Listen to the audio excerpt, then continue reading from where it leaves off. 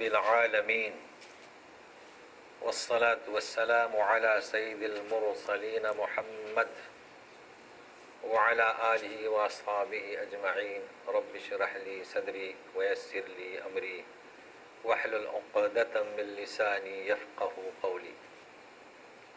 آج کا ہمارا درس سورہ بقرہ آیت نمبر 255 تیسرے پارے کی تیسری آیت اور مشہور نام آیت الکرسی سے شروع ہو رہا ہے۔ چونکہ اسی آیت میں کرسی کا نام ہے اس لیے اس کا نام آیت الکرسی۔ وسیع کرسیہ السماوات والارض، تو کرسی کے معنی اردو میں بھی کرسی ہے، لیکن چونکہ اللہ تعالیٰ کی کرسی، تو کرسی بول کر دنیا میں بھی اس کا جو درجہ ہے، اس کا جو پوسٹ ہے، اس کی وزیر ہے، بادشاہ ہے، مینیجر ہے، کیا ہے، یہ مراد لی جاتی ہے کرسی بول کر۔ اور وہ کرسی اس کے اس کام کے لیے مختص ہوتی ہے۔ حاکم کی کرسی اور ہے، وزیر کی اور ہے، بادشاہ کی اور ہے۔ تو یہ لفظ پھر اللہ تعالیٰ کے لیے جب بولا جائے تو مطلب ہے کہ اس کا اقتدار، تو ظاہر ہے کہ اللہ کا اقتدار اور کرسی۔ اب یہ کہ کئی روایت ہیں کہ کرسی ہے کہاں، تو مشہور قول یہ ہے کہ اس سے مراد اللہ تعالیٰ کا اقتدار۔ تو ظاہر ہے کہ ایسی آیت جس میں اللہ کے اقتدار کا ذکر ہو۔ اب اس میں چند چیزیں ہمیں سمجھنا ہے اس آیت الکرسی میں۔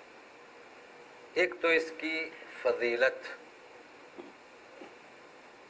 اب جب فضیلت آپ سنیں گے تو سب سے بڑی فضیلت اس آیت الکرسی کے متعلق یہ ہے کہ نبی کریم صلی اللہ علیہ وسلم نے فرمایا کہ ایک آیت ایسی ہے اس میں اسم اعظم ہے، وہ آیت الکرسی،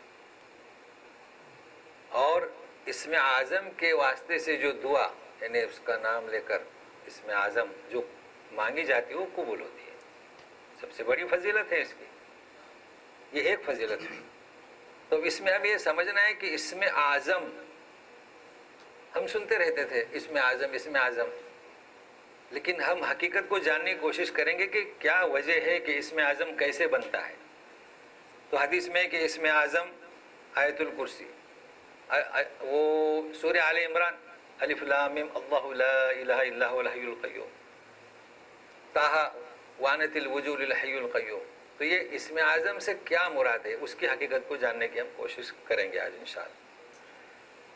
دوسری فضیلت یہ ہے کہ نبی کریم صلی اللہ علیہ وسلم نے فرمایا جو کوئی فرض نماز کے بعد اسے پڑھے آیت الکرسی کو، تو اب جنت میں داخلے سے صرف اسے موت ہی منع کر سکتی ہے۔ تو گویا کہ جمعہ کے بعد پڑھا تو عصر تک اگر اس کا انتقال ہوا تو جنت، عصر کے بعد پڑھا مغرب تک انتقال ہوا تو جنت، اب اسے روکے گا صرف موت۔ کتنی بڑی فضیلت ہے۔ ایک اور اس کی فضیلت ہے کہ شیطان رات کو دور رہتا ہے، کیونکہ وہ قصہ رات کا ہے، باقی اس کو پڑھیں دن میں پڑھیں رات میں پڑھیں۔ تو اس سلسلے میں بہت مشہور حدیث ہے ابی بن کعب، ابو ذر اور ابو ہریرہ، تو تین روایت ہیں۔ تو اس کا مختصر سا نچوڑ ہے، کہیں کھجور ہیں کہیں غلہ ہے، تو وہ رات کو جنات آ کر چوری کرتا تھا۔ تینوں روایتیں ملتی جلتی ہیں۔ ہاتھ پکڑتے تھے اس کا تو کہتا تھا کہ کل نہیں آؤں گا، پھر آ جاتا تھا۔ تیسرے دن اس نے کہا کہ تو یہ آیت پڑھ تو میں نہیں آؤں گا۔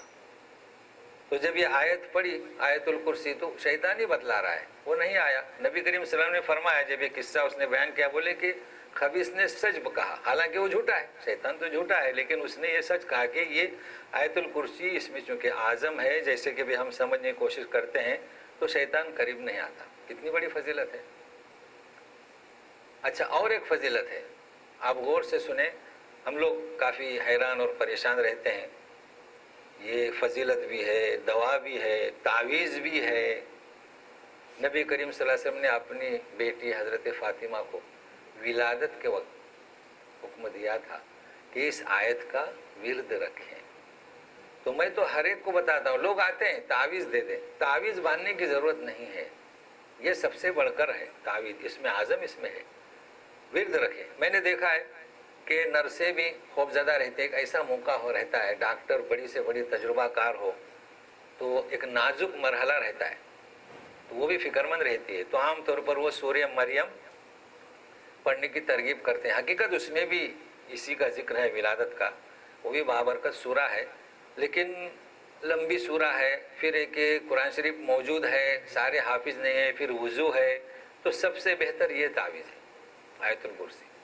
بوڑھے تو کیا بچوں کو بھی یاد رہتی ہے. اب جب یہ فضیلت ہوئی اس کی تو ظاہر ہے کہ ایسی سورہ ہمیں اس کا احترام کرنا ہے. سب سے پہلے تو اس کی ادائیگی, تلفظ صحیح ہو, پھر اس کے معنی کیا, پھر یہ کہ اس میں اعظم اس کی حقیقت کیا ہے. تو انشاءاللہ ہم شروع کرتے ہیں. سب سے تلفظ سنیے گا. اعوذ باللہ من الشیطان الرجیم. بسم اللہ الرحمن الرحیم. اللہ لا الہ الا هو الحی القیوم لا تأخذه سنة ولا نوم له ما في السماوات وما في الأرض من ذا الذي يشفع عنده إلا بإذنه يعلم ما بين أيديهم وما خلفهم ولا يحيطون بشيء من علمه إلا بما شاء وسع كرسيه السماوات والأرض ولا يؤوده حفظهما وهو العلي العظيم. سب سے پہلے اللہ, اللہ جو ہے یہ آیت اس میں اعظم ہے, پر ہو, موٹا ہو, اللہ نہ کہ اللہ. اور اللہ لا الہ, چونکہ جہاں پر بھی الف ہوتا ہے اس کے بعد حمزہ ہو تو وہاں مد ہوتا ہے. جیسے لا اس کے بعد حمزہ ہے تو مد ہوا, لیکن لا الہ کے بعد اس حمزہ تو ہے مگر مد نہیں ہے. تو اکثر پڑھا جاتا ہے لا الہ الا ہو. تو خیال رکھیں اللہ لا الہ الا ہو, الہ تو ادائیگی صحیح ہوئی. دیکھیں زبر ہے ہاں پر. الحی, حی ہا وسط حلق سے نکالیں. اس کے بعد لا تأخذہ, میری طرف دیکھیں, لا تأخذہ, ہونٹ پھیلتے ہیں لا ت, اس لیے کہ کبھی بھی زبر ہو تو ہونٹ پھیلتا ہے. لا تأخذہ, اگر آپ نے کھول دیا لا تا, الف بڑھ گیا, لا ت تو لا تأخذو. اس کے بعد ہا پر, ہا کے آگے اور ایک پیش ہے تو یہاں مد, لا تأخذہ, اپنے یہاں الٹا پیش رہتا ہے. سینتوں والا لہو, یہاں پر بھی مد لہو. اس کے بعد عندہ, وہاں پر تو مد ہے چونکہ حرف مد کے بعد حمزہ ہے. یعلم نہ کہ یعلم, ہونٹ کھلے, یعلم, جیسے کہ نعبد یعلم نہ کہ یعلم. تو یعلم ما بین ایدیہم وما خلفہم. پھر دیکھیے من علمہ, مد ہے. ولا یؤودہ, یہاں پر بھی مد ہے, ولا یؤودہ حفظہما وہو العلی العظیم. اب معنی سنیے گا. اللہ لا الہ الا ہو, اللہ ہی معبود ہے, اس کے سوا کوئی معبود نہیں. یہ ترجمہ ہوا, یہ ہوا کی وجہ سے تاکہ اللہ ہی معبود ہے. لا الہ, اس کے سوا کوئی معبود نہیں. تو معبود الوہیت کو ثابت کیا اللہ کے ساتھ, اور نفی کی سارے, اللہ کو چھوڑ کر سارے معبودوں سے نفی کر دی. تو الوہیت کا خاصہ, عبادت کرنے کا خاص حق برحق اللہ تبارک و تعالیٰ. شروع اس طرح ہو رہی ہے بات. کوئی بھی ہو دنیا میں, بڑی سے بڑی اقتدار والا ہو, نبی ہو, رسول ہو, صدیق ہو, کوئی بھی ہو, لا الہ الا ہو, اللہ ہی ہے. اب جب اللہ ہی کے لیے ثابت کر دیا الوہیت کو, عبادت اسی کے لیے ہو, معبود برحق وہی ہے, اب کچھ صفات ایسے پیش کیے جا رہے ہیں جو اس الوہیت کے متقاضی ہیں، یعنی معبود برحق اور الوہیت کے ثابت ہونے کے لیے ضروری ہیں وہ صفات، وہ بیان کیے جا رہے ہیں۔ اس کے بعد کچھ ایسے صفات بیان کیے جائیں گے جو الوہیت کے منافی ہیں، یعنی ان صفات کو متصف کرنے سے الوہیت کی نفی ہوتی ہے۔ یہ ہے اسم اعظم کی حقیقت۔ جب انسان ایسی بات اپنے دل کی گہرائی سے پڑھے گا، کہے گا، تو شیطان کہاں رکے گا؟ تو سمجھنے کی کوشش کریں۔ تو کیا ہے پہلی صفت؟ الحی، دوسری القیوم۔ تو اس طرح بھی پڑھ سکتے ہیں، اللہ لا الہ الا ہو، نفی ہو گئی کسی بھی معبود کی اللہ کو چھوڑ کر۔ پھر صفات الحی القیوم، اس طرح پڑھیں۔ تو حی زندہ جاوید، از خود زندہ، بذات خود زندہ، خود بخود زندہ ہے، یہ معنی ہے الحی کے۔ زندہ تو ہم بھی ہیں، ساری کائنات زندہ ہے، لیکن ہماری زندگی اس کی بخشی ہوئی ہے، اس کی عطا کی ہوئی ہے، تو وہ از خود زندہ ہے۔ فرق ہے تو الوہیت اور معبود برحق وہی ہے جو از خود زندہ ہے۔ یہ نہیں کہ جسے زندگی اللہ نے بخشی وہ کسی کا معبود ہو۔ تو جتنے بھی پائے جاتے ہیں وہ از خود زندہ نہیں، بذات خود زندہ نہیں، اللہ نے عطا کیا۔ دوسری صفت القیوم، دوسروں کو تھامنے والا، دوسروں کو سنبھالنے والا۔ تو یہ وہ الوہیت کا حقدار جو دوسروں کو تھامتا ہے، جو دوسروں کو سنبھالتا ہے، جو دوسروں کو پالتا ہے، تو وہی معبود ہو سکتا ہے۔ یہ کیسا معبود کہ اسے حی قیوم سنبھال رہا ہے؟ یہ کیسا معبود ہو سکتا ہے؟ ہو ہی نہیں سکتا۔ حی نے اسے زندگی عطا کی اور قیوم نے اسے سنبھالا، تو وہ دوسرے کا معبود کیسے ہو سکتا ہے؟ وہ الہ کیسے ہو سکتا ہے؟ لا الہ، کوئی معبود نہیں الا اللہ، صرف کون؟ اللہ، جو الحی ہے، القیوم ہے۔ اب الحی اور قیوم کے معنی سمجھ میں، یہ اسے اسم اعظم کہتے ہیں۔ جب کوئی اللہ کی بڑائی بیان کرتا ہے، توحید بیان کرتا ہے، تو مانگنے والے سے اللہ اسے زیادہ دیتا ہے۔ تو تعریف بیان کریں اللہ کی وحدانیت کو، الوہیت کو، تو یہ وہ صفات ہے کسی میں یہ صفت؟ کسی میں نہیں۔ اگر بشر اس صفت سے کسی کو متصف کرتا ہے تو گمراہ ہے، ضلال۔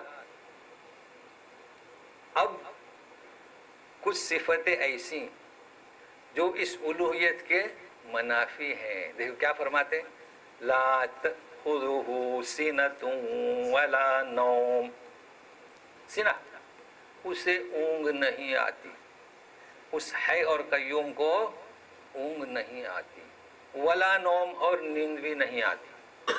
تو اونگ نیند کا ابتدائی حصہ ہے اور نیند کا آخری حصہ ہے۔ اونگ آنا شروع ہوئی اور سو گئے تو کیا ہو گیا؟ غفلت میں پڑ گئے۔ تو یہ صفت اس الوہیت کے منافی ہے۔ جو انسان سو گیا وہ تو ایک موت واقع ہوئی، بے خبر ہو گیا، غافل ہو گیا، تو وہ معبود کیسے ہو سکتا ہے؟ ہو سکتا ہے وہ قیوم ہے، سب کو سنبھال رہا ہے۔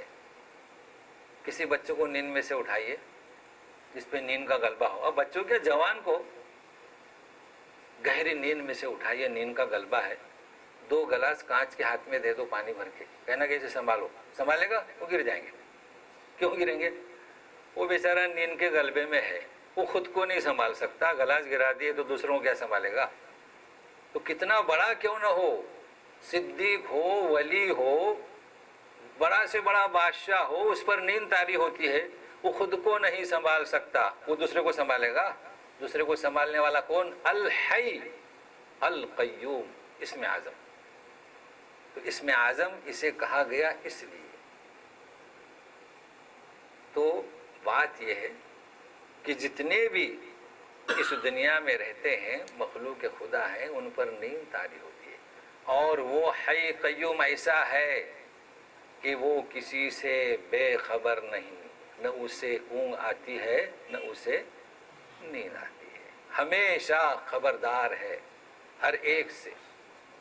سیاہ رات میں، کالی رات میں کالے پتھر پر کالی چونٹی چل رہی ہے، اس کی حرکت سے بھی وہ خبردار ہے، واقف ہے، وہ ہے حی قیوم۔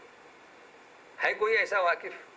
تو یاد رکھیے وہ خود زندہ ہے، دوسروں کو سنبھالنے والا ہے، کبھی بے خبر نہیں ہوتا، یہی معبود برحق ہے۔ اور کوئی کیسے معبود برحق ہو سکتا ہے؟ تو نفی ہوگی، کوئی دنیا میں کسی کا یہ درجہ نہیں۔ اس کے بعد ایک حقیقت کو پیش کیا جا رہا ہے۔ کیسی حقیقت؟ مسلمہ حقیقت۔ مشرکین مکہ بھی جانتے تھے اور ہم بھی جانتے ہیں، کوئی مذہب ایسا نہیں، یہودیت ہو، عیسائیت ہو، بدھ مت ہو اور ہندو مت ہو، سب وہ حقیقت کو پیش کیا جا رہا ہے۔ اور پھر اگلی بات پیش کی جا رہی ہے، تو سنیے، غور سے سنیے۔ لَهُ مَا فِي السَّمَاوَاتِ وَمَا فِي الْأَرْضِ، ہے مسلمہ حقیقت، آسمان و زمین میں جو کچھ ہے اسی کی ملکیت، حقیقت ہے، مسلمہ حقیقت، کوئی انکار نہیں کرتا۔ مشرکین مکہ سے جب پوچھا گیا کہ کہیے آسمان و زمین کو کس نے پیدا کیا، بولے اللہ، سبھی مانتے ہیں۔ تو اس حقیقت کو پیش کر کے اب دیکھیے کیا کہا جا رہا ہے۔ اب جو کہا جا رہا ہے آگے ذرا غور سے سنیے۔ ایک تو کہا جا رہا ہے شفاعت، شفاعت کا تصور، اور دوسرا کہا جا رہا ہے علم، علمی احاطہ، علم کا تصور قرآن ہمیں کیا دیتا ہے اور ہم لوگوں کا تصور کیا ہے۔ تو سنیے کہ سارے دنیا میں جو کچھ ہے وہ اللہ تعالیٰ کی ملکیت میں ہے، ٹھیک؟ تو ظاہر ہے کہ جب اللہ تعالیٰ کی ملکیت ہے، لوگ کیا سمجھتے ہیں اور قرآن کیا کہتا ہے؟ سنیے کیا کہتا ہے، مَنْ ذَا الَّذِي يَشْفَعُ عِنْدَهُ إِلَّا بِإِذْنِهِ، تو کون ہے؟ جب سارے محکوم مملوک اللہ کی ملکیت، تو کون ہے؟ من، کون ہے جو اس کے سامنے اس کی اجازت کے بغیر شفاعت کرے، سفارش کرے کسی کی، بولے؟ کیسے پوچھا جا رہا ہے؟ جھنجھوڑ کر، کون ہے؟ تو مشرکین مکہ نے کیا کہا تھا کہ فرشتے اللہ کی بیٹیاں ہیں، ان پر اعتماد تھا۔ یہودیوں نے اپنے نبی پر اعتماد کر لیا، مسیحیوں نے اپنے نبی پر اعتماد کر لیا، اور ہم اپنی امت کو کیوں بھولیں؟ ہماری امت نے بھی اعتماد کر لیا کئی لوگوں پر، بہت مشہور ہیں۔ اور کیا تصور ہے، دیکھیے اللہ تعالیٰ فرماتے ہیں من، کون ہے؟ کیا فرماتے ہیں اللہ تعالیٰ؟ وَقَالُوا اتَّخَذَ الرَّحْمَنُ وَلَدًا، کہ یہ فرشتوں کو بیٹیاں بنا لی رحمان نے۔ مشرکین کا یہ عقیدہ تھا نا، کسی کو لڑکا بنا لیا۔ بل عباد مکرمون، وہ تو باعزت بندے ہیں فرشتے۔ لا یسبقونہ بالقول، اللہ کے سامنے سبقت نہیں کرتے، پہل نہیں کرتے بات کرنے میں۔ وہم بامرہ یعملون، جو بھی حکم ہوتا ہے سر تسلیم خم۔ تو کون ہے؟ فرشتے جو مقرب ہیں، باعزت ہیں، وہ بھی کچھ نہیں کہتے جب تک اللہ نہ پوچھے اور اللہ اجازت نہ دے۔ تو یہ ہے تصور شفاعت، تصور سفارش۔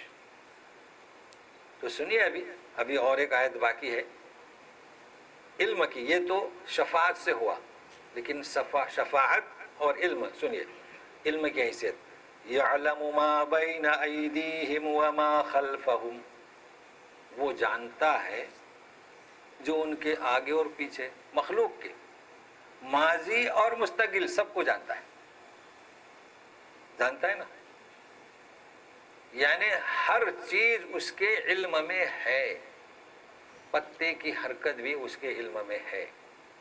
دنیا میں کوئی ایسا گوشہ نہیں جس کا علمی احاطہ اس حی اور قیوم نے نہ کیا ہو۔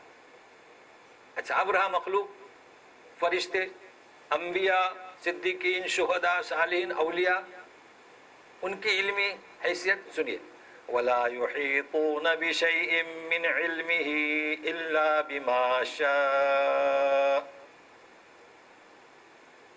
وہ احاطہ نہیں کرتے کسی چیز کا، من علم ہی، اللہ تعالیٰ کے معلومات، اللہ کے علم سے، مگر اتنا جو وہ چاہے۔ تو اللہ تعالیٰ کا علم لا محدود، بلا قید، اتنا وسیع، اور مخلوق کا علم جو اللہ دے اتنا ہی، اس سے آگے رسائی کرنا چاہیں تو نہیں پہنچ سکتے۔ تو آپ سنیے، جب مخلوق اسی کی ملکیت، وہ پہل بھی نہیں کر سکتے، رہا علمی احاطہ، تو جو اللہ دے اس سے آگے رسائی نہیں کر سکتے، تو من ذا الذی یشفع عندہ الا باذنہ، اب پھر للکار ہے، تو پھر کون ہے وہ ہے کون کہ جو شفاعت کرے؟ جو کہ ہوا کیا، سفارش اور شفاعت کرنے کے لیے لوگ پوچھتے ہیں نا، شفاعت برحق ہے؟ یقیناً برحق ہے شفاعت۔ اعتماد کر لیا کس پر؟ فرشتوں پر، اعتماد کر لیا اولیاء پر، اعتماد کر لیا دنیا میں کتنے ہیں، ان پر اعتماد کر لیا کہ یہ ہماری سفارش کریں گے، جبکہ ان کی علمی رسائی کچھ بھی نہیں۔ چلیے ہماری امت مسلمہ کا مسئلہ، خوب نظر و نیاز کرتے ہیں، الحی اور القیوم کے ورد رکھنے والے، ورد رکھتے ہیں نا، الحی القیوم، خوب نذرانے چڑھاتے ہیں، خوب نیازیں کرتے ہیں، کیوں؟ تو معتمد ہیں کہ محشر کے دن ہمارے گناہ کو مٹائیں گے اور ہماری سفارش کریں گے، ٹھیک ہے نا، یہ اعتماد ہے۔ تو کیا سفارش اور شفاعت کا تصور قرآن نے دیا ہے کہ باطل کو حق اور حق کو باطل؟ ایسا تو تصور نہیں دیا قرآن نے، کہاں دیا ایسا تصور کہ ہم جن کی نظر و نیاز کرتے ہیں وہ اٹھ کھڑے ہوں گے، وہ شرابی ہے، وہ کبابی ہے، وہ مشرک ہے، تو باطل کو حق کرا کے اس کے جنت میں داخلہ دیں گے؟ تو کیسے اعتماد کر لیا، کیسے اعتماد کر لیا؟ شفاعت کا تصور قرآن یہ دیتا ہے کہ من ذا الذی یشفع، کون ہے جو بات میں پہل کرے؟ تو کوئی نہیں۔ اور اعتماد کہ کون ہے جسے علم ہے، بلکہ جب قیامت کے دن یہ نذرانہ اور عقیدت مند رکھنے والے اور ان کی اوپر اعتماد رکھنے والے جب کہیں گے ان سے کہ ہمیں جنت میں داخلہ دے دو، ہم تو آپ کی عبادت کرتے تھے، تو علمی حیثیت کیا ہے ان کی؟ کہیں گے ہمیں تو علم ہی نہیں، چلیے ہمیں علم ہی نہیں کہ آپ ہمارے نذرانے چڑھاتے تھے، تو کتنے بکرے چڑھائے ہوں گے دنیا میں، تو علم کا ہی انکار کر دیں گے۔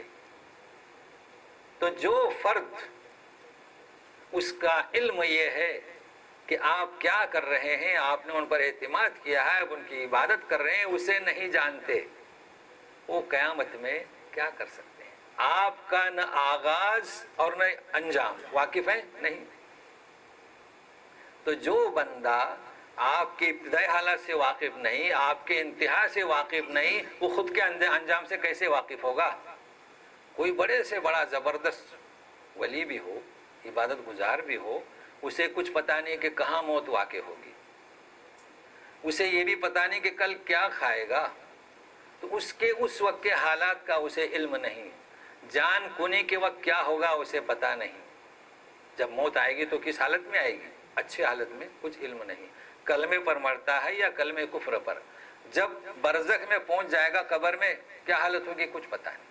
تو نہ آغاز سے واقف نہ انجام سے واقف، وہ ان پجاریوں کی کیسی فکر کرے گا، کیسے واقف ہوگا؟ تو یہ ہے تصور، کلام پاک جو تصور دیتا ہے شفاعت کا اور علم کا، یہ تصور ہے کہ من ذا الذی، کون ہے علمی احاطہ، تو کوئی نہیں، کون ہے سبقت کرنے والا، تو کوئی نہیں۔ حضرت آدم علیہ السلام جب لوگ ان تک پہنچیں گے، کیا عزت ہے حضرت آدم کی. حضرت موسیٰ کہتے ہیں کہ آپ کو جو اللہ نے سعادت بخشی کسی کو نہیں بخشی. اپنے ہاتھ سے پتلا بنایا اور خود ہی روح پھونک دی. دنیا میں تھوڑے آتے ہیں روح پھونکنے کے لیے، وہ تو جبرائیل آتے ہیں. تو وہ بھی انکار کریں گے کہ نہیں جائیے، تو دوسرے کے پاس بھیج دیں گے نا. ہم خلیل اللہ، وہ بھی لرزیں گے، وہ بھی کانپیں گے کہ نہیں جائیے. حضرت موسیٰ کلیم اللہ، اللہ سے ہم کلام، وہ بھی کہیں گے کہ نہیں، کانپیں گے، لرزیں گے، جائیے. حضرت عیسیٰ ابن مریم، وہ بھی کہیں گے کہ نہیں. اب نبی کریم صلی اللہ علیہ وسلم خاتم النبیین، سید المرسلین، شفاعت کا تصور دیکھو قرآن کیا بتلا رہا ہے. وہ تو سجدے میں جھک جائیں گے، بولیں گے نہیں سجدے میں محشر کے دن. اب اللہ پوچھیں گے بولو کیا چاہیے، تو بولیں گے امتی امتی ہے، امتی امتی. تو پھر آپ کو اجازت دی جائے گی کہ جائیے، وہ بھی اتنے لوگوں کو نکالیے جہنم میں سے. تو ان لوگوں کو نکال دیا جائے گا پھر سجدے میں، پھر وہی سجدے میں جتنا اللہ توفیق دے گی گڑائیں گے امتی امتی. پھر اجازت دی جائے گی، پھر ایک معین جماعت کو نکالا جائے گا. اس طریقے سے 3 دفعے ہوگا. تو دیکھیے شفاعت کا تصور کیا ہے. پھر وہی امتی، اب وہی باقی رہیں گے جن کے بارے میں کلام پاک کہتا ہے کہ ہم فیہا خالدون. تو بات یہ ہے کہ شفاعت کا اور علم غیب کا تصور جو ہمارے ہاں پایا جاتا ہے، ہم تو یہودیت کی بات کیوں کریں، ہماری امت مسلمہ میں انہیں سمجھائیے. یہ ہمارے پاس ایسی چیز اسم اعظم ہے، اسم اعظم، اسے صحیح پڑھنے کی کوشش کریں. تو یہ ہے تصور. اب سنیے، وسع کرسیہ السماوات والارض ولا یؤودہ حفظہما وهو العلی العظیم. وسیع پھیلا ہوا ہے، کرسی یعنی اس کا اقتدار. کہاں؟ آسمانوں اور زمین کو پھیلا ہوا ہے.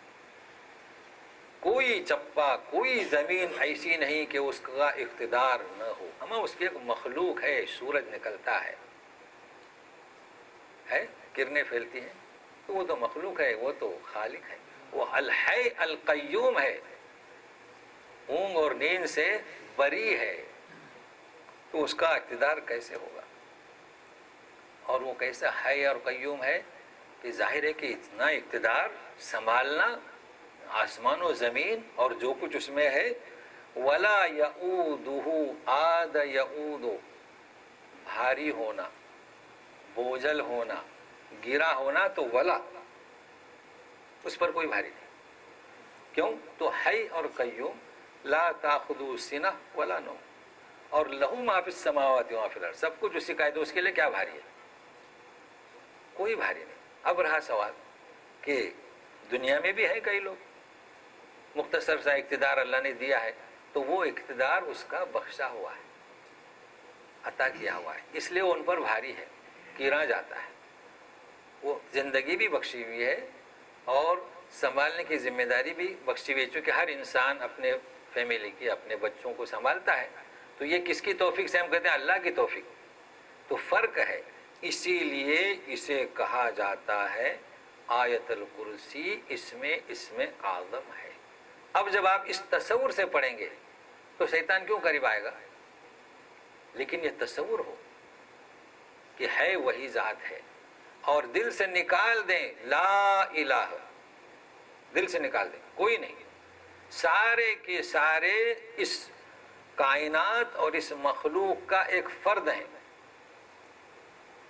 نبی کریم صلی اللہ علیہ وسلم فرماتے ہیں کہ مجھے فخر ہے کہ انا عبدہ و رسولہ. تو رسول ہیں، خاتم النبیین ہیں، سید المرسلین ہیں، شافی المحشر ہیں، رحمت للعالمین ہیں، مگر اللہ کی مخلوق کا ایک فرد ہے.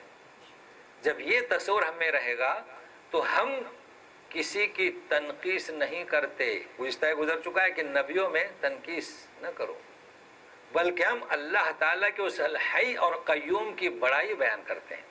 اور جب یہ بیان کریں گے اور اللہ نے جسے عزت عطا کی اس کا احترام کریں گے. اللہ تعالیٰ یہ بھی فرماتا ہے کہ من لم یرحم صغیرنا ولم یوقر کبیرنا فلیس منا. کیا فرماتے ہیں کہ جو چھوٹوں پر رحم نہ کرے اور بوڑھوں کی تو عزت نہ کرے ہم میں سے نہیں. تو بوڑھوں کی عزت کرنا کیوں؟ اللہ کا حکم ہے.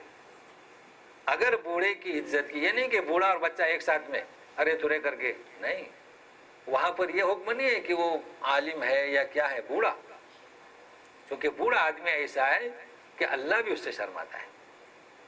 جب اس کے چہرے پر سفیدی آئی ہو تو دیکھیے اللہ کیسی عزت کرتے ہیں. حدیث میں ہے کہ قبر میں کوئی جس کے بال پر سفیدی چھا گئی ہو اللہ تعالیٰ عذاب دینے سے شرماتے ہیں. کیوں؟ سفیدی، بوڑھا.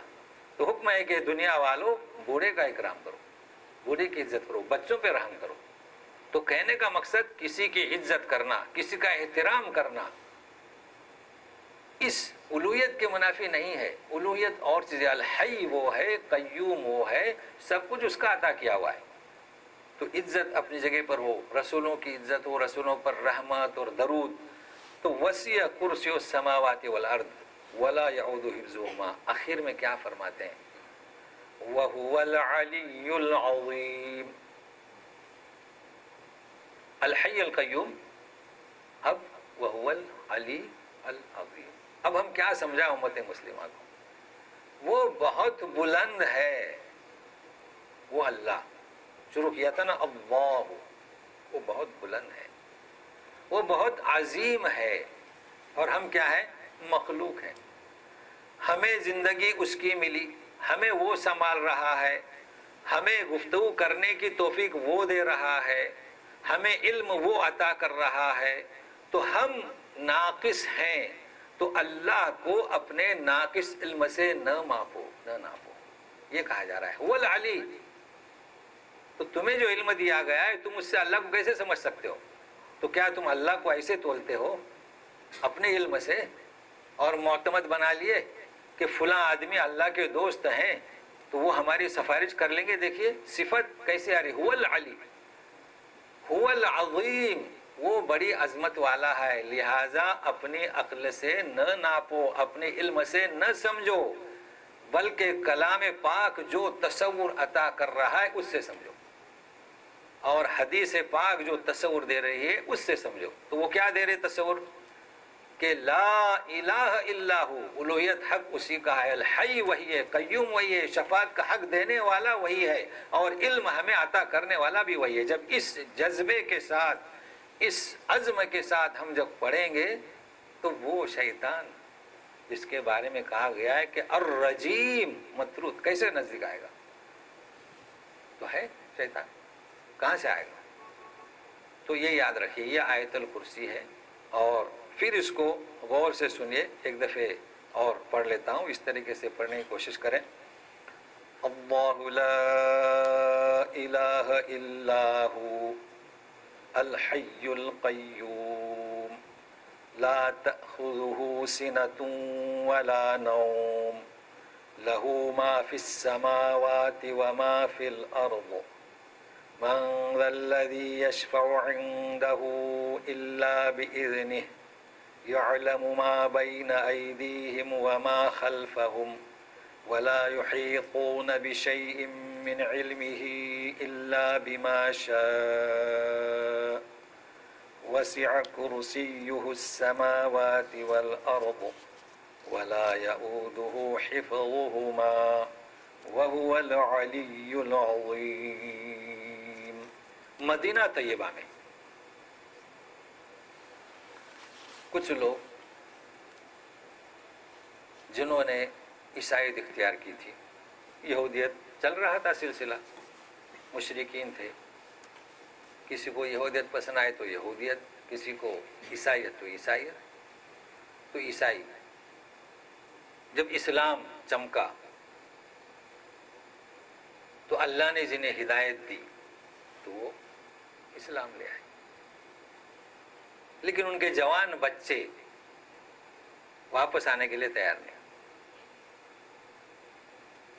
تو ایک شخص کہتا ہے نبی کریم صلی اللہ علیہ وسلم سے کہ میں اسے مار مار کر سختی سے لے آتا ہوں. تو حضرت جبریل اترتے ہیں. اب اس آیت کو غور سے سنیے. اترتے ہیں, کیا لے کر اترتے ہیں سنیے. لا اکراہ فی الدین قد تبین الرشد من الغی فمن يكفر بالطاغوت ويؤمن بالله فقد استمسك بالعروة الوثقى لا انفصام لها والله سميع عليم. لا اکراہ فی الدین, دین میں کوئی زبردستی نہیں, لہذا اس پر زبردستی کر کے اسلام میں داخل کرنا یہ اللہ کو مطلوب نہیں, سنت الہی نہیں, بلکہ سنت الہی ہے کہ اللہ نے اسے اختیار دیا ہے, کوئی اختیار سے یا تو اسلام قبول کرے یا اپنے کفر پر رہے. گزشتہ درس ہو چکا ہے کہ ایک اختیار ہے. اور کیوں؟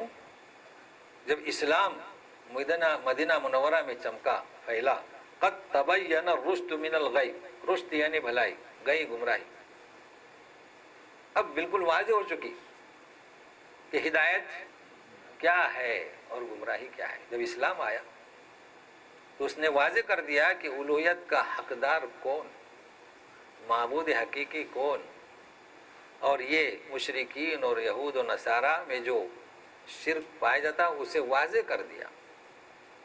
اب واضح کرنے کے بعد جو مشیت الہی ہے کہ وہ خود اپنا فیصلہ کرے.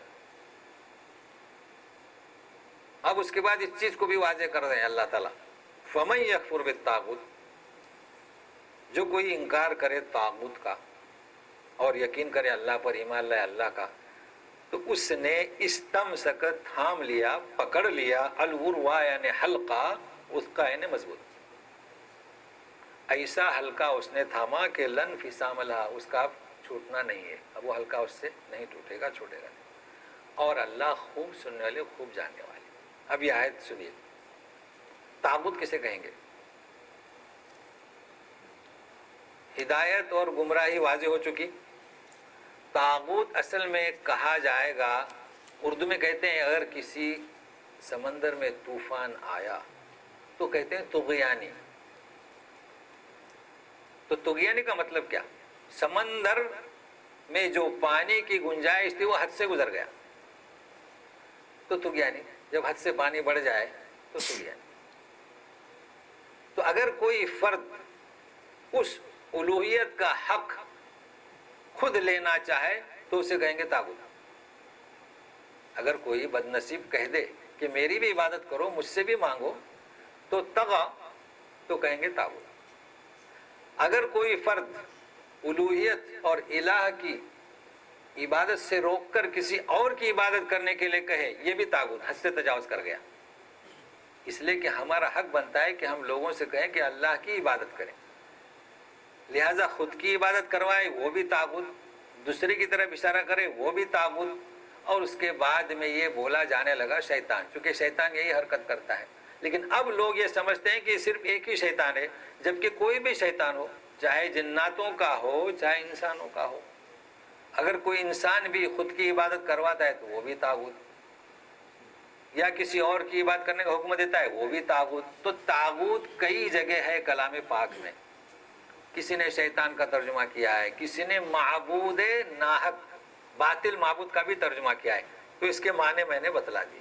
تو طاغوت کہیں بھی ہے, آپ پھر باطل معبود کا ترجمہ کریں, شیطان کا کریں, انسانی شیطان کا کریں, تو جو کوئی کفر کرے, کس کا انکار کرے, کس کا, ایسے طاغوتوں کا, اور کیا کرے, اللہ پر ایمان لائے.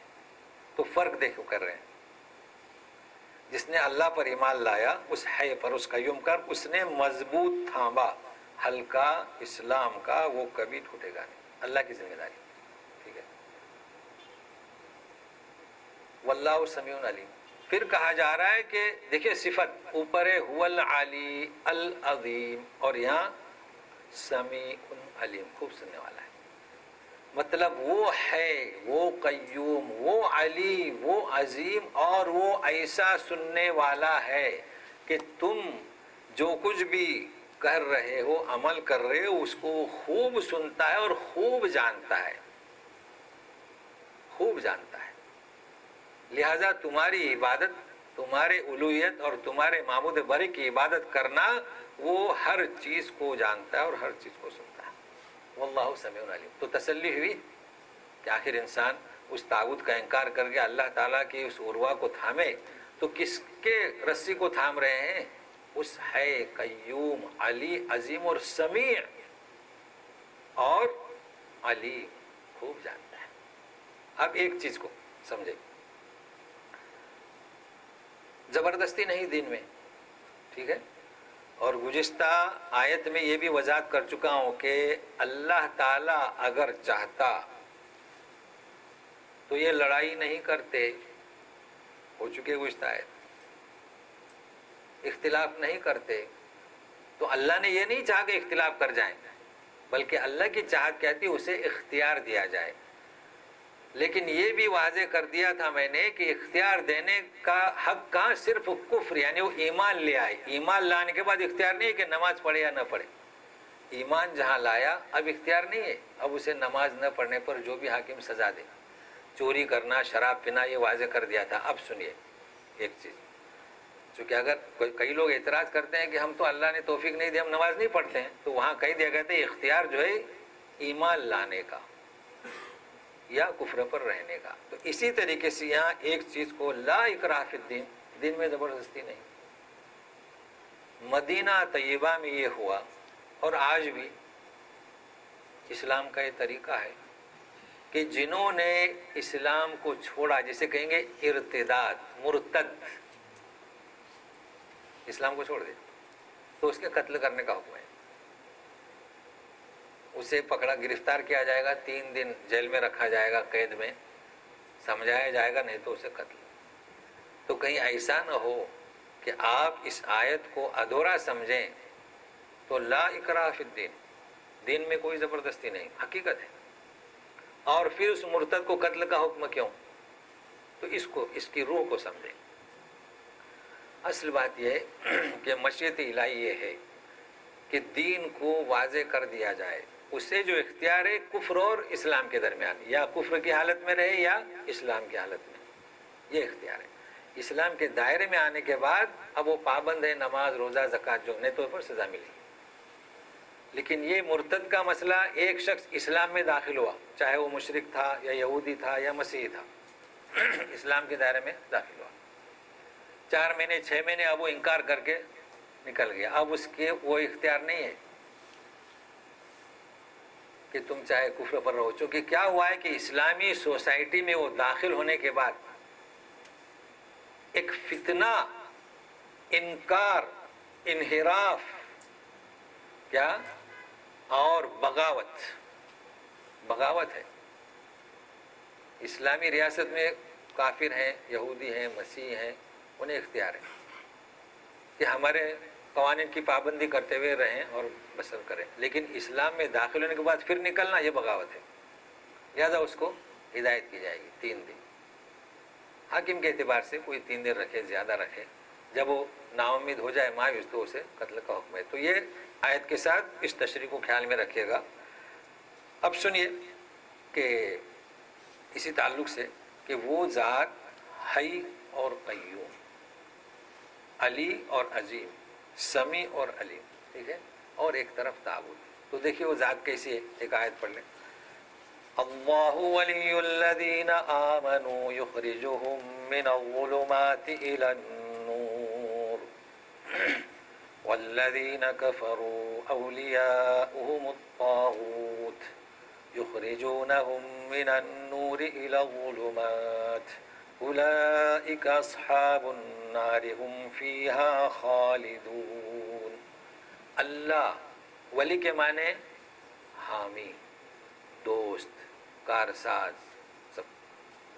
تو اللہ حامی ہے ان لوگوں کا جو ایمان لائے، اس حی قیوم پر وہ ایمان لائے۔ یخرجہم، تو اللہ تعالیٰ نکالتا ہے انہیں ظلمات اندھیریوں سے نور کی طرف. تو دیکھیے ظلمات جمع ہے ظلمتن کی اندھیریاں، اور نور کی جمع انوار، یہاں انوار نہیں ہے نور ہے. تو اللہ جس کا حامی ہے، جس کا دوست ہے، وہ انہیں اندھیریوں سے نور کی طرف نکالتا ہے. چونکہ نور اللہ کا ایک ہی ہے، توحید، الوہیت، ایمان، روشنی ایک ہے، اور اندھیریاں بہت ساری ہیں، اس لیے کہ باطل معبود، باطل طریقے بہت سارے ہیں. تو وہ نور. اچھا سنیے، جنہوں نے کفر کی روش اختیار کی ان کا دوست حامی طاغوت ہوا. طاغوت کا ذکر ہو چکا ہے. اب وہ کیا کرتا ہے؟ یخرجونہم، وہ بہت سارے طاغوت نکالتے ہیں انہیں نور سے اندھیروں کی طرف. اولئک اصحاب النار، تو یہی لوگ تو دوزخ والے ہیں اور اس میں ہمیشہ رہیں. تو معلوم ہوا کہ اللہ تبارک تعالیٰ حی اور قیوم، علی، عظیم، سمیع اور علیم. توحید الوہیت جس دل میں بس جائے اس میں نور ہے. کیا ہے؟ نور ہے نا، نور ایمانی. کیسا نور ہے؟ نور ایمانی، اخلاق حسنہ کا نور، اعمال صالحہ کا نور ہے. اس میں اعظم ہم پڑھتے ہیں اللہ لا الہ الا ہو الحی القیوم. تو کیسا نور ہے ہمیں پتہ نہیں، ہمارے دل میں نور ہے. یہ دل بھرا ہوا ہے نور سے، نور ایمانی سے، نور اخلاقی سے، نور اعمال صالحہ سے بھرا ہوا ہے. تو اس دل میں شیطان نہیں بستا. کیسے بسے گا؟ نور کے ساتھ شیطان بھاگ جاتا ہے. تو یہ دل ہمارے پاس ہے، اور یہ آیت ہمارے پاس ہے کہ ہمارے دل میں جمی رہے ہے. تو معلوم ہوا کہ جس دل میں اس حی قیوم کا نور ایمانی نہیں ہے، نہیں رہتا، اعمال صالحہ کا نور نہیں بستا، اخلاق تہذیب کا نور نہیں ہے، اس گھر میں کون بستا ہے؟ طاغوت اور شیطان بستا ہے. بسے گا نا. ہمیں دنیا میں بھی تو یہی ہے. دنیا میں اس کا تجربہ کر لیجئے.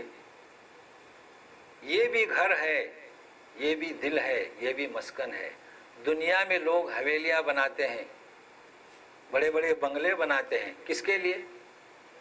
انسانوں کے لیے نا.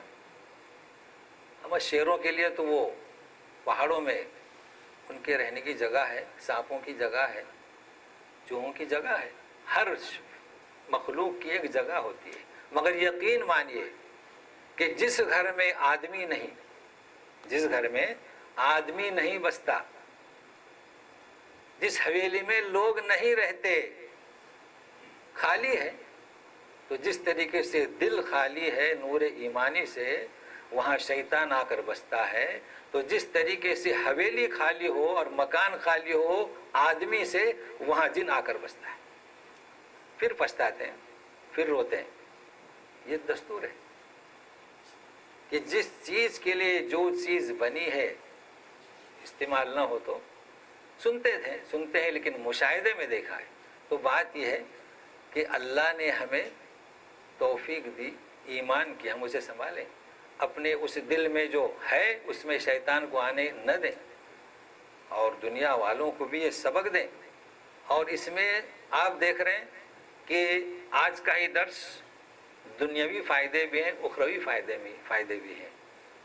تو اللہ تعالیٰ کی توفیق، وہ حی قیوم ہماری ہر حرکت کو جانتا ہے، ہماری ابتدا کو بھی جانتا ہے، آج کی اور کل کے، ہمارے آغاز کو بھی جانتا ہے. تو ہم یہی دعا کریں گے، اللہ آج ہم نے کوشش کی ہے آیت الکرسی کو سمجھنے کی ہے.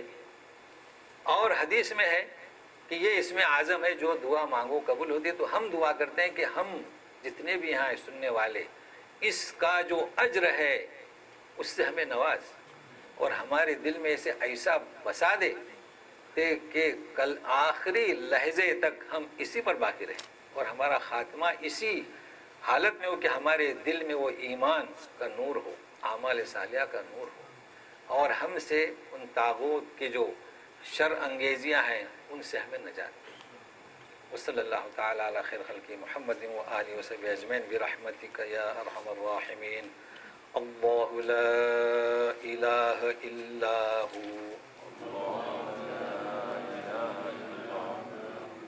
الحی القیوم لا تأخذه سنة ولا نوم له ما في السماوات وما في الأرض من ذا الذي يشفع عنده إلا بإذنه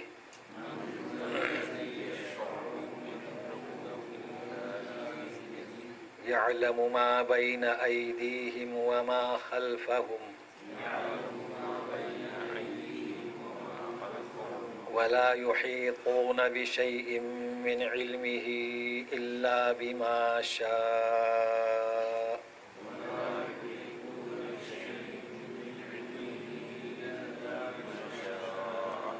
وسع كرسيه السماوات والأرض ولا يؤوده حفظهما وهو العلي العظيم. صدق اللہ العظیم. سبحانک اللہم و بحمدک اشہد ان لا الہ الا انت استغفرک و اتوب الیک. جی پڑھنے میں، معنی میں، سمجھنے میں کوئی اشکال تو پوچھ سکتے ہیں. کیا یاد کریں اسی طریقے سے. مرتد کا جو قتل کے بارے میں بتلائے تھے، جی جی تو وہ وقت حاکم دے گا نا اس کو؟ جی وہ حاکم دے گا. وہ اس طرح بھی بتلا دیا تھا کہ سزا جو ہے وہ حاکم وقت کا حق ہے، جماعت المسلمین سزا نہیں دے سکتی. جیسا انڈیا میں جیسا بہت سارا ہو رہا ہے، بہت سارے مرتد ہو رہے ہیں. ہاں تو وہاں کی حکومت تو سپورٹ کر رہی ہے لوگوں کو. ہاں جی. تو اس کے لیے کیا ہے؟ نہیں ہم وہ سزا نہیں دے سکتے، نہیں دے سکتے چھوڑے. جی. کیونکہ یہ قصاص، یہ سزا دینے کا حق کسے؟ حاکم وقت کو. اب یہ تعدیبی سزا ہم اپنے بچوں کو نماز نہ پڑھے یا سگریٹ نوشی کریں اس پر مار پٹائی، یہ ہمارا حق ہے بس. جی بہت اچھا. اس طرح میں نے اس کو اچھی واضح کیا، مگر اچھا ہوا آپ نے اس پر جو سوال کیا، کیوں کہیں غلط اقدام نہ اٹھائیں. بالکل ہم نے کبھی بھی غلط اقدام نہیں اٹھانا، اللہ نے اختیار دیا ہے. اب صرف مرتد کے لیے اس میں بھی حاکم وقت ہی. بہت اچھا کیا، اس میں جمع ہو جائے گی. جی کوئی مسلمان اگر چینج ہو جائے تو اس کو کیا کریں گے؟ اگر مسلمان ہے کافر بن گیا یا وہی مرتد ہے، وہ بھی مرتد ہے، وہ بھی مرتد ہے. کوئی چونکہ کوئی مشرک اسلام میں آیا اور پھر چلا گیا، لیکن چونکہ کوئی مسلمان جائے ایسا شاذ و نادر ہی ہوتا ہے، اس لیے وہ بھی مرتد ہی ہے. ہاں جی مرتد ہے وہ. یہ جیسا کہ یہ دین کے بارے میں جی، جی. جیسا کہ کئی جو ہے نا قادیانیاں جی، جی. کئی ہاں تو وہ لالچ کی وجہ سے وہ بھی مرتد ہے. غربت کی وجہ سے غربت کی وجہ سے اصل میں وہ کوشش کر رہے ہیں، اور ہم لوگ جو صحیح راہ والے ہیں ہم کوشش نہیں کرتے. ان کے یہاں لوگ پیسہ جمع کرتے ہیں اور محنت کر رہے ہیں ان کی. ہاں جی نہیں سب طرف سب طرف نام لیں، سب طرف. سب طرف. جی لیکن ہم لوگ نہیں کر رہے ہیں. کوئی سہولت ہم نہیں دے رہے ہیں کسی کو، سیکھنا ہے سکھانا ہے کچھ نہیں کر رہے ہیں. اسی لیے تو حدیث ہے نا کہ جو کوئی محنت کرے. یہ ہم صرف عبادت کو لیے ہوئے ہیں، عبادت افضل ہے بس. اور دوسرے کام لوگوں کو اسلام کی طرف آمادہ کرنا، غریبوں کی مدد کرنا، تو ہم توجہ کم دے رہے ہیں. کوشش کریں، اصل ہے کہ ہم سمجھیں، کوشش کریں، کرنی چاہیے. اب دیکھیے ہمارے یہاں کوئی اتنا مجمع نہیں ہے لاکھوں کا، لیکن ہے کہ کوشش ہے ہماری. ہاں شروع میں ہو چکی فضیلت، وہ آپ شان نزول کا یہ آیت جو ہے نا شان نزول نے وہ جو صحیح ہے میں نے بتلا دیا. فضیلت اس کی ہے نا، فضیلت اس کی یہ ہے کہ اس میں اعظم ہے جو دعا مانگے وہ قبول ہوتی ہے. ایک دوسرا، ہر نماز کے بعد جو پڑھے تو جنت میں جانے سے صرف موت ہی مانے ہوتی ہے. دو ہو گئی. اور تیسرا شیطان دور بھاگتا ہے. تو وہ حدیث ہے ابو ہریرہ کی، ابو ذر کی، ابی بن کعب کی، جو غلہ چوری کرنے آتا تھا تو اسی نے بتایا تھا نا کہ آیت الکرسی پڑھو تو میں کل نہیں آؤں گا، اور حقیقت میں یہ ہوا. چوتھی تعویذ بتایا تھا کہ ولادت کے وقت اس کا ورد رکھے، وہ رکھے، دوسرے رکھیں تو آسانی سے ولادت ہو جاتی ہے. لوگ دوسری تعویذ کے لیے دوڑتے ہیں، پھر مسئلہ ہو جاتا ہے کہ کہاں باندھنا کہاں نہ باندھنا. تو یہ سب میں اچھی تعویذ ہے. اور پھر اس میں اعظم ہے تو فضیلت شروع میں ہوئی تھی، تو وہ فضیلت ہے اس کی حدیث میں ہے. یہاں پر تعویذ کے مسئلے سے جو ہم نے اخبارات وغیرہ پڑھے ہیں، جی. نیوز وغیرہ، جی کہ حضور صلی اللہ علیہ وسلم نے لعنت بھیجی ہے تعویذ بنانے والے پہ اور جی ہاں. اس سے ہاں تعویذ کا مسئلہ ہے تو اس کی حقیقت کو جاننے کی کوشش کریں. اصل میں تعویذ جو ہے ایک ایسی چیز ہوتی ہے کہ جس پر کچھ لکھا جائے، سمجھے نا. نہیں جو انہوں نے بتایا اس کی کوئی حدیث ہے؟ ہاں نہیں وہ حدیث کی نوعیت اور ہے. وہ تعویذ جو ہے جس پر شرکیہ نام، جیسے ابھی ہم نے اسم اعظم پڑھا ہے نا، اگر طاغوت کا نام ہے تو وہ حرام ہے، اس پر لعنت ہے، چونکہ اعتماد اس پر ہو جاتا ہے نا. لیکن اگر کسی نے یہ لکھا اللہ اللہ اور اگر بچے کے گلے میں باندھا تو اس کے لیے وہ لعنت میں وہ شامل نہیں ہے، سمجھ رہے ہیں نا. لیکن اب ہوا کیا کہ بچوں کا کام بڑے بھی کرنے لگے نا، کہ بڑے بھی تعویذیں باندھنے لگے. تو اب ایک چھوٹا بچہ ہے جو جنگلوں میں رہتے ہیں، جنگلوں میں رہتے ہیں جہاں جنات ہیں، تو اس وجہ سے لوگوں نے باندھنا شروع کیا، مگر وہ سلسلہ جاری ہوا تو اس کے ہم منع کرتے ہیں، سمجھ رہے ہیں نا. تو ہمیں چاہیے کہ ہم پڑھیں، فلک پڑھیں، ناس پڑھیں، آیت الکرسی پڑھیں، یہ ہمارے لیے تعویذ ہے، باندھنے کی ضرورت نہیں. لیکن یہ بچہ تو پڑھ نہیں سکتا ہے نا، تو پھونک مارے یا بچے گلے میں باندھ دیا تو اس کی گنجائش ہے. اس میں جو اخبار میں انہوں نے وجہ جو بتائی تھی، جو لوگ بھی تعویذ باندھتے ہیں یا تعویذ پہنتے ہیں جی تو اس کے ایمان اس پہ چلا جاتا ہے کہ اس تعویذ کی وجہ سے یہ بچہ محفوظ ہے، یہ اپنا عالم محفوظ ہے. ہاں یہ بالکل صحیح آپ کہہ رہے ہیں. بالکل غلط چیز ہے. تعویذ پر اور جو تعویذ دیتا ہے اس پر، دو پر ان کا اعتماد ہوتا ہے، سمجھ رہے ہیں نا. اس لیے یہ شرک ہے. بالکل صحیح آپ کہہ رہے ہیں. تو آپ اس کے بعد جائیں کیوں؟ جہاں آپ گئے تو اعتماد اس پر ہو گیا. اب آپ تو آیت الکرسی پڑھ سکتے ہیں، فلک پڑھ سکتے ہیں، ناس پڑھ سکتے ہیں، بس ختم ہو گیا. یہ وہ جو کہتے ہیں اس کی نوعیت یہ ہے. لیکن اب کیا ہے، جہاں گنجائش ہے وہاں پر بھی وہ لوگ یہ سمجھتے ہیں کہ یہ شرک ہے. لیکن حقیقت یہ ہے کہ آپ کا اعتماد ان پر ہوتا ہے. جو بھی تعویذ دینے لگے آرام آتا ہے اس میں اعظم کی وجہ سے. کس کی وجہ سے؟ اعتماد ہوتا ہے دینے والے پر. ان کا تعویذ بہت اچھا ہاں تو اس سے بہتر ہے کہ تعویذ بند کر دیں. یہ روح کو سمجھ جائیں ہم بس. لیکن آپ اگر آپ کے بچے پہ آپ باندھ کے دے رہے ہیں تو اس کی گنجائش ہے. اور ایک اگر وقت اجازت دے تو برزخ کے بارے میں سمجھا سکتے ہیں کہ کیا ہے یہ چیز. اور کیونکہ یہ ہے کہ بھائی جب انسان مرنے کے بعد جب قیامت کے دن اٹھایا جائے گا تو اس دن حساب کتاب ہوگا. جی اور پھر عذاب قبر کا بھی ذکر آتا ہے. یہ عذاب قبر کیا ہے؟